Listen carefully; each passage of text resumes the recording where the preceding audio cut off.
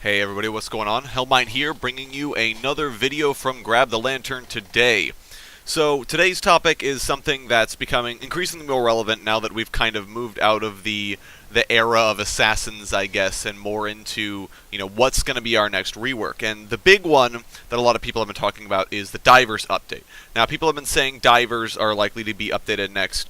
That's one that I was talking about, but specifically I wanted to look at it because a lot of people, especially on the forums, are starting to say that following the rework, assassins don't feel like assassins anymore. That they feel like really bad divers, basically. And I wanted to touch on that because I don't think that's a very accurate way of phrasing what they're trying to say. A lot of people are saying, oh, well, because I can't press all the buttons and kill somebody, my assassin doesn't feel like an assassin anymore, I should just play someone like Vi or Xinjiao or Nocturne because they have better tankiness, they have better damage, or, similar damage, and they're more likely to get out, they're easier to get to targets. I don't know, they have their reasons for saying that why they feel like assassins post-rework are just worse divers.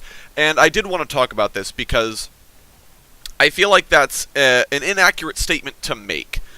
First, let me do a couple of definitions here so we're sure what we're talking about. So, divers is, if you're not aware, a while back, right, they did a article about, I guess, kind of classifying champions into predetermined boxes. The whole point being that for a while their champion categorization system wasn't working very well, and that's to say that it just wasn't very precise, was the main thing. Champions were just kind of given a generic label that listed more how they looked than how they actually played, and didn't tell you too much about what the champion actually did or what their role might be. So you had champions like Cassiopeia and Ziggs and Vladimir all listed as mages, even though that doesn't really tell you, even though they all have very distinct and different playstyles. You have people like Garen and Shyvana and Vi all being labeled as fighters. Well, what's a fighter? What does a fighter do? What's their role in the game? So a while back, Riot went through and they classified all their champions according to a new class-subclass system, where every champion would have both a class and a subclass, obviously allowing room for hybrids and for champions with unique playstyles. And I may do a podcast about this at a later date, but for right now, we're only focused on divers. Now, divers is a class of fighter.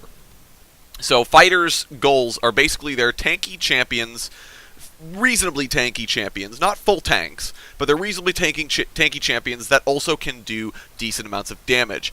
Beforehand, they were usually called bruisers. I feel like that's still an accurate depiction of what fighters are, but diver is a very specific subclass of fighter that essentially they dive the backline. So they do share that with assassins. Their goal is to go for the backline and try to kill valuable enemy squishies.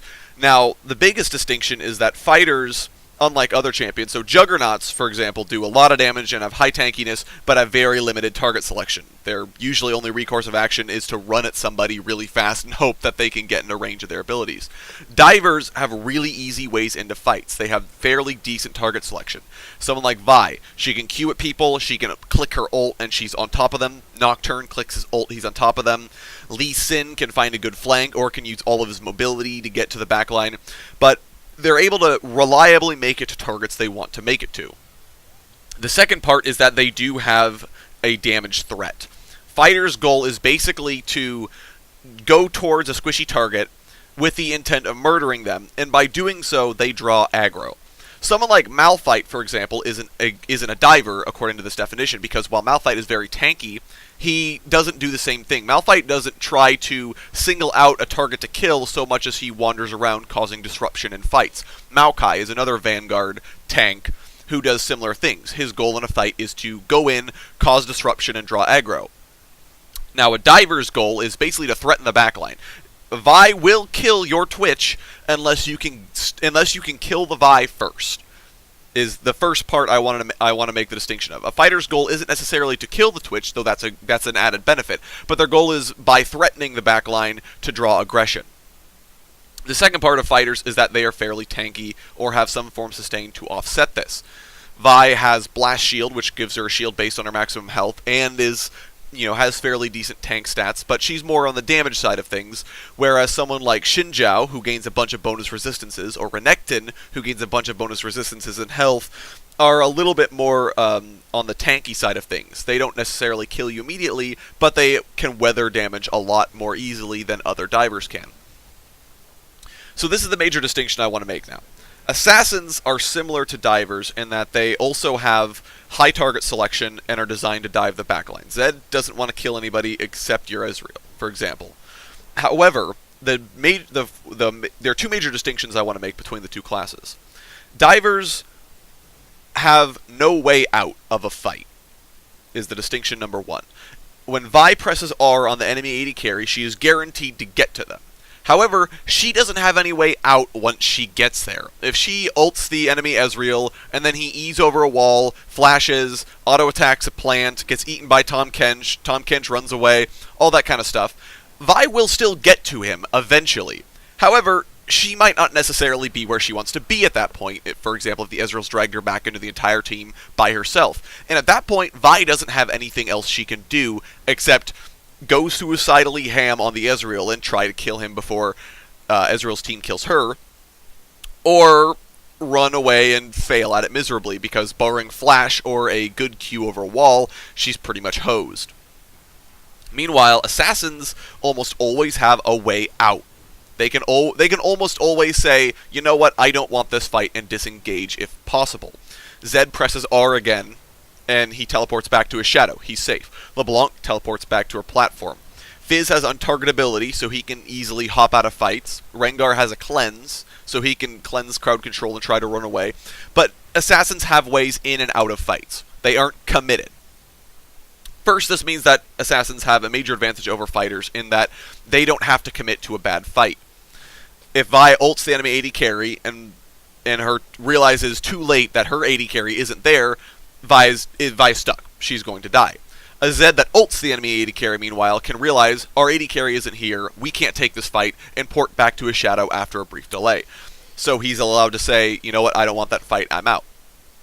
That's advantage number one. The second advantage being able to go in and out of fights have is that Assassins, by nature of their class, use all their abilities basically at once to try and kill someone immediately. However, what it means is that after they've gotten the kill, Assassins don't have much else to do. Everything's on cooldown, and if I'm someone like LeBlanc, I'm not going to auto-attack anybody. I'm not going to cause any damage that way. So what Assassins can do is they can go in, they can do good damage, and then they can pull back and kind of skirt on the outskirts of a fight while they wait for cooldowns to come back up.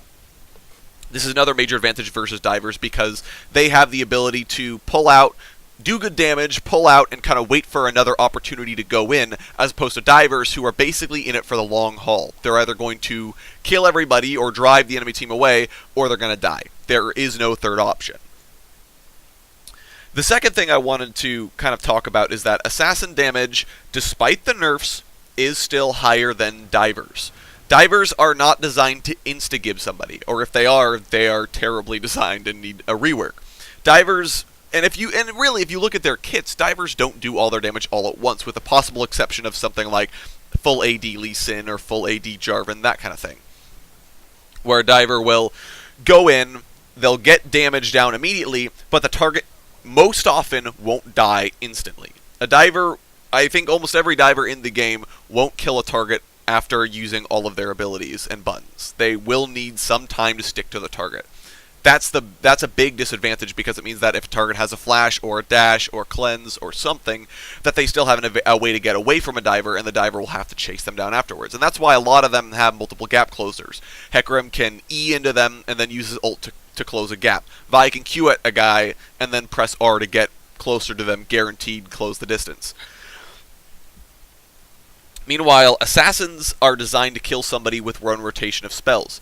Having to wait longer still doesn't make them a diver.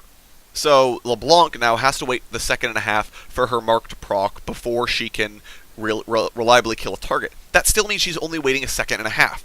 If she still hit every button and landed every ability, you're still going to die. It just means that you won't die immediately, you have time to flash away, get to safety, and generally speaking, an assassin then will just teleport back to their platform or cleanse themselves and walk away, and, well, you're still almost dead, and they used their abilities, sure, probably including their ultimate, but they didn't die either. They got out.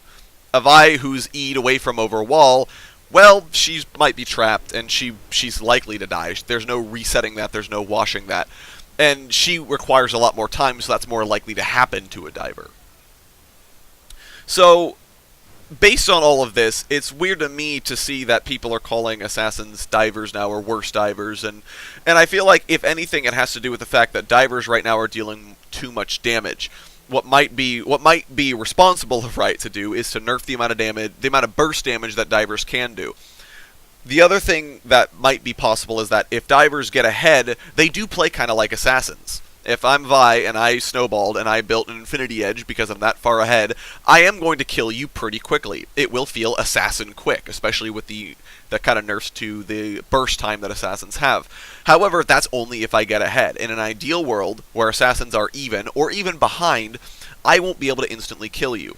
An assassin that's even, or even slightly behind, has a much more likely chance of killing me because they have executes, they have generally more damage packed into their kit, they have a more reliable way of doing it.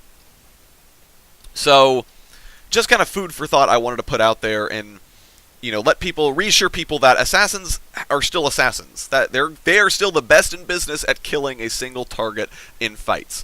Divers are good at being basically tanky disruptions in fights that disrupt people not through virtue of their crowd control, but through virtue of the fact that they will kill your backline if left unattended. So I hope that kind of clears things up. I do think that divers are a good candidate for Riot's next roster update project, and I would love to see that happen. I know Riot's talking about doing them or Vanguards next, which I believe I might do a video about this later in the week, but for now that's kind of what I wanted to leave you guys with, as kind of a reassurance and kind of a comment and back on the people who were saying those things. So thank you all so very much for watching. I do appreciate it. If you enjoyed this video, please leave a like. Leave your comments down below if you've got something to say about the video. I would love to hear your thoughts on this whole diver assassin thing. Subscribe if you want to see more, and I will talk to you guys later.